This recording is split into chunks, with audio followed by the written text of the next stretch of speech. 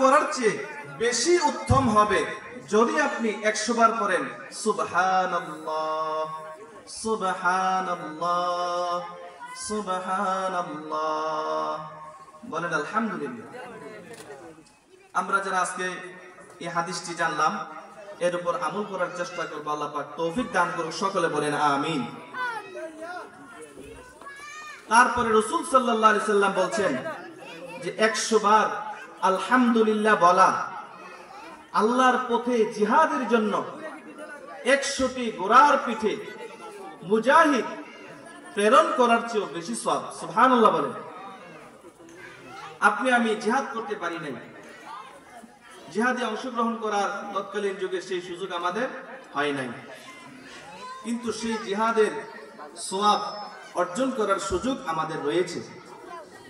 যদি কেহ ফজরের নামাজের পরে এবং আসরের নামাজের পরে 100 বার আলহামদুলিল্লাহ আলহামদুলিল্লাহ আলহামদুলিল্লাহ এই তাসবিহগুলো পাঠ করে, তো রাসূল সাল্লাল্লাহু আলাইহি সাল্লাম বলছেন এই তাসবিহগুলি বলা 100টি ঘোড়ার পিঠে মুজাহিদ প্রেরণ করার চেয়ে উত্তম। সুবহানাল্লাহ বলেন। আসরের পরে পালনীয় আমলের মধ্যে আরেকটি হচ্ছে আল্লাহু আকবার। রাসূল সাল্লাল্লাহু আলাইহি সাল্লাম বলছেন 100 বার আল্লাহু আকবার এই তাসবিহ বলা 100টা কৃতদাস মুক্ত করার চেয়ে উত্তম। সুবহানাল্লাহ। আপনি আমি একটা দাস, একটা কৃতদাসকে মুক্ত করতে পারলে, আজাদ করতে পারলে অনেক সওয়াব। সেখানে একটি নয়, দুইটি নয়, 100 কৃতদাস মুক্ত করার সওয়াব আপনার আমলনামায় দেওয়া হবে। সুবহানাল্লাহ। কি বললে? আল্লাহু আকবার 100 বার পড়লে। 4 নম্বরের আরেকটি তাসবিহ হচ্ছে লা ইলাহা ইল্লাল্লাহ।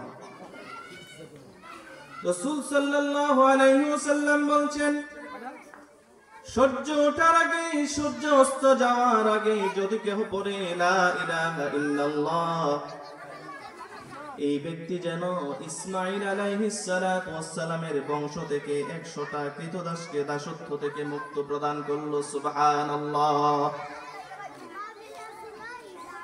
আমরা জিকির করি কিভাবে আমরা বেশি বেশি করে টাকা পয়সা উপার্জন করতে পারবো।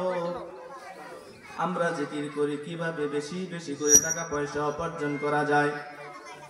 আমরা জিকির করি, চিন্তা করি আর ফিকির করি কিভাবে আগের চাইতে বেশি নিজের চেহারাকে সুন্দর করানো যায়। আমরা চিন্তা করি কিভাবে আমাদের দেহকে আগের চাইতে বেশি শক্তিশালী করানো যায়।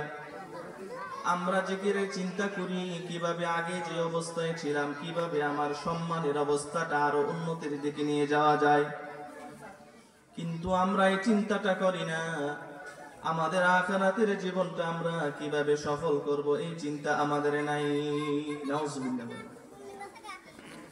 যদি কোনো ব্যক্তি তাকওয়ার পথ অর্জন করে, জিকিরের পথে চলে আর হাঁটে, জীবন গঠন করে, তার দুনিয়াতে শান্তি, আখিরাতের মুক্তি আর কামিয়াবির সফলতা। কুরআনুল কারীমে আল্লাহ রাব্বুল আলামিন বলেন ওয়া মান ইয়াত্তাকিল্লাহা ইয়াজআল লাহু মাখরাজা ওয়া ইয়ারযুকুহু মিন হাইসু লা ইয়াহতাসিব। সুবহানাল্লাহ বলেন। আল্লাহ রাব্বুল আলামিন বলেন ওয়া মান ইয়াত্তাকিল্লাহ, যারা আল্লাহকে ভয় করে, ভয় করার মতো করে, রব্বুল আলামিন তাদেরকে কি দিবেন, কি দিবেন? আমরা যদি বলি আল্লাহ আপনাকে যদি আমরা ভয় করি আপনি আমাকে কি দিবেন? আল্লাহ বলেন ওয়া মান ইয়াত্তাকিল্লাহ, যদি আল্লাহকে কেহ ভয় করে